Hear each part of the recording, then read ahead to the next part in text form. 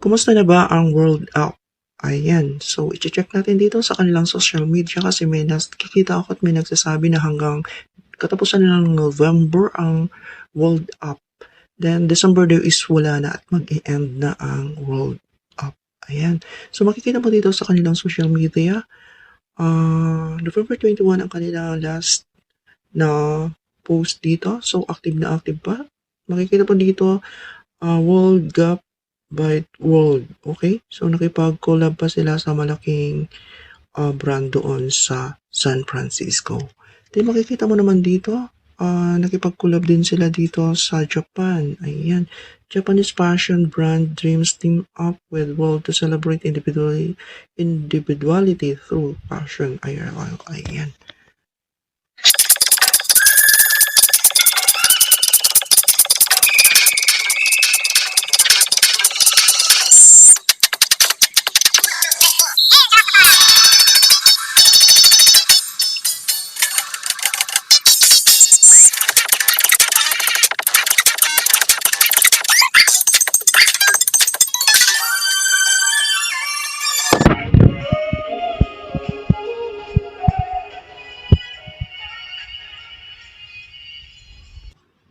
So, ayan, makikita mo sa kanilang social media na active pa yung World Up. Then, kailan lang nag-tour sila sa Japan.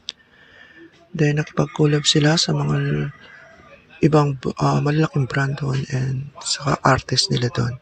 Then, ang Japan ay ang isa sa most innovative country sa buong mundo. So, nagagamit nilang free doon yung World Up. Ayan. So, ano kaya sa tingin niyo mga ka-World Up? Kung posible kaya pwedeng gamitin yung World through online, yung R verification, yung eye scanning or iris scanning is gagawin siya online. So, posible kaya yun? Ano sa tingin niyo mga ka-World Up? Yung no need na pupunta sa isang location para bisitahin yung herbs sa or verification or eye scanning.